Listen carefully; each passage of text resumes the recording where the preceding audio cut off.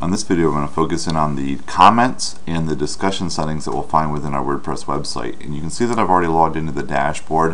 What I'll just need to do is hover over settings and click on discussion, and that will take me to the area for all of our discussion settings. And as we've come to find out throughout this series, there are going to be some slight differences between WordPress.com's version of WordPress and then your own hosted WordPress website. And we'll see a few of those changes as we go through this. I've got both of them set up so you can see slight differences between the two. Now, to start off with on the discussion settings, the first three settings we have here have to deal with whether or not we want to allow people to post comments, and that's the third option right here on our website. And then the top two are going to refer to pingbacks and trackbacks, and those are going to be notifications that we can send people if we were to link one of their articles to our website, and then vice versa if they were to link one of ours, whether or not we can receive those notifications so we can see that. And so if that were to be set up, we would get a notification, and by default it is checked for us to be able to send notifications if we were to link to somebody else's article. So that's the first three settings that we'll find here. The comments, the last one here, if you want your website to be more of an interactive where you can leave the comments on your articles, more of a blog styled type of web page or website, then that's definitely what you would want checked. If you were one of those people that did not want to have comments at all, then you would definitely want to come in here and uncheck that from your articles.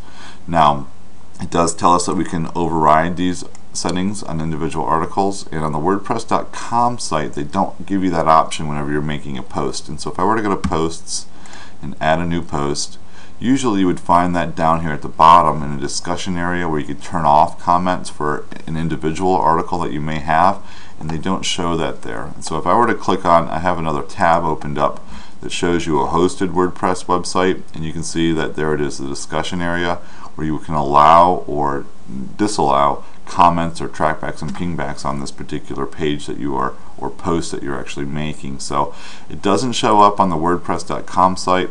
However, you can still go to the discussion settings and turn them on and off for the entire site itself if you wanted to. Now, there are a couple other things that we've got here. Now, as a way to reduce some of the spam we may have, and definitely if we open up our comments on our articles, that's one thing to always keep in mind is the spam that you'll see.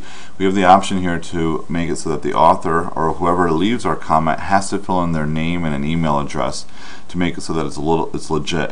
And I will tell you that that is not a foolproof plan, because there are some scripts out there that people will use on web pages to just automatically spam all kinds of blogs that are out there. So it's not your foolproof option, but it does help a lot to have your name and email as a requirement. And you can see that's the default setting that we find here within our WordPress website. Now, speaking of spamming, most people who set up the WordPress website use the Akismet, and now on WordPress.com it's set up by default. If you have a hosted WordPress website, then you need to go to your plugins and set that up, because the more popular your site becomes and the more people are able to find it across the web, the more spam you're going to receive. So that's something you definitely want to have set up. Now let's go ahead and talk about the second option here. If you wanted to, you can have somebody have to be logged in order to leave a comment. Now, if you have a hosted WordPress website, you can create users, and you can have people sign up for your website and register as a user with a login account for your particular website. And if that was the case and you set it up on a hosted WordPress website, well then what you would have is they have to actually log into your site itself in order to leave a comment. And that's another good option if you wanted to have people register for your website. So it just depends on what you're looking at for your comments and what kind of settings you want to have set. Those two settings here, the first two, are ones that you may want to consider. Now, when you first get started, most people like to receive all kinds of emails and figure out what's going on with your website, especially when somebody leaves a comment. And you can see that there are quite a few options here for your notification when something happens. Now, if you have a hosted WordPress website, I'm going to go over and show you that one. You'll see that you've only got the two options here for when anybody posts a comment or any comment is held for moderation. So there's a slight difference between the two. On this particular one on WordPress.com, they have a lot more options for you, and so you can see those things just because it works within that WordPress.com community. There's a lot of more options that are available, but you can choose to uncheck these maybe when you get going, but definitely when you first get started, most people like to be emailed whenever something happens, and so they want to see all the changes. Now, when somebody does post a comment, what's going to happen is at the beginning you're going to have to approve them, and you can see here that you've got two options where you can choose to approve every single comment that comes through your website, or the default is to allow people who have already been approved to keep commenting, and you no longer have to approve them. So when we talk about our comments, you can see that this is the area up here where it says comments, and you can see I don't have any approved at them or pending at the moment. If I had them pending, what you would see is a little number, and you can see here that there's 2 of them at the moment on this particular website that are basically need attention, and we need to approve them or put them into the trash or something similar to that. Let me go back to the WordPress.com site. If I were to click on comments, you can see that I've got 1 comment that's already here, and I've already approved the comment. This is the default one when we set up my site. I can choose to unapprove it if I found out that it was maybe spam or something I didn't want. I have the option of replying to this particular comment as well. I have the option of editing, marking it as spam, or throwing it in the trash, which would be if it was something that I didn't want. So you have those options. Now, if I go back to my settings here,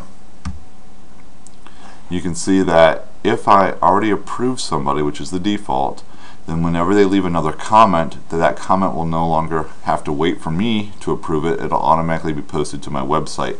So that's the default. Some people don't feel comfortable with that. They want to approve every single comment that comes through their website because they just want to make sure everything's there. You have that option to choose what you want there.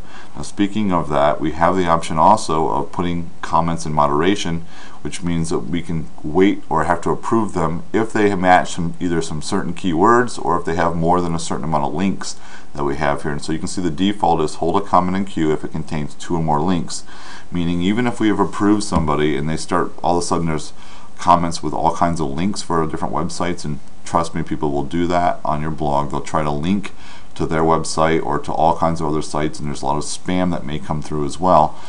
You can limit that basically by changing your settings here, and we can say maybe 1 or more links or 2 or more links. Most people like to leave a link when it comes to their own website if they're leaving a blog, so it's probably a good option to leave 2 or more links in order to put it in the queue.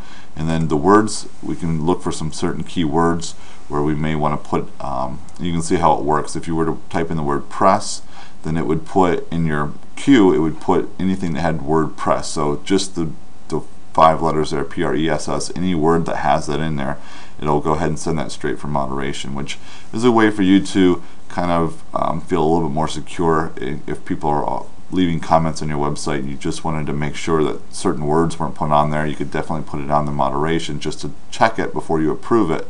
Now the blacklist will automatically mark it as spam, and so it's very similar to the moderation, but however you'll never see it. It's just going to go straight to your spam. And so you have the option to use a blacklist as well, which any words that may appear in this particular list that we create will automatically be marked as spam, and you don't have to worry about them. So that's a good way to get some of those words that people may leave on your comments off of there.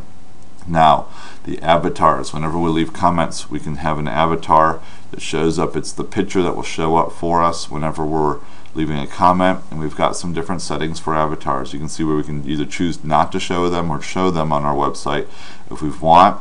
We also have the rating, which is going to tell us the maximum amount of rating for the photo that we have here, and you can see G is what we have by default, which means it's suitable for all audiences.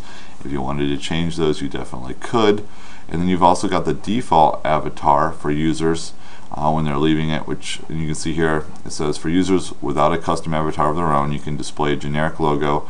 And so you'll see a lot of times a mystery man on this one here, but you have the option to choose something that you may want as your avatar. Now we've also got one more thing, and that's the prompt. And so if I were to go to my website and then I were to find something like maybe I wanted to leave an article or leave a comment on this particular article, I found this interesting. This was a previous one I did on the last video, and I scroll down, you'll see where it says leave a reply. That's the prompt, and so I can change that if I want to in my discussion settings. But let's go ahead and just say great job, and I'll go ahead and post the comment.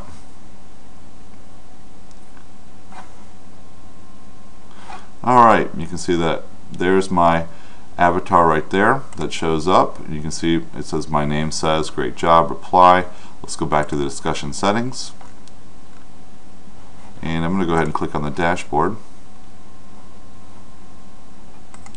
Alright, and if I click on comments, you can see that the comment is already in there. Now, I don't have to approve this because it was me that did this, but you can see that there's the comment, great job, and you can see how it's set up where it tells you when it was submitted, what time it was submitted, in response to whatever article you may have or post that you have on there, and it gives you some information about who it was that left that comment. And of course we can decide to trash that if we want to and remove it from our website. So that's how the comments work, and you can, if I click back here on my article, you can see how it's all set up. And so if I have multiple comments, you're going to see their avatars are going to be listed there for us to work with. So this is the discussion settings that we have within WordPress and the comments that we have within WordPress's website.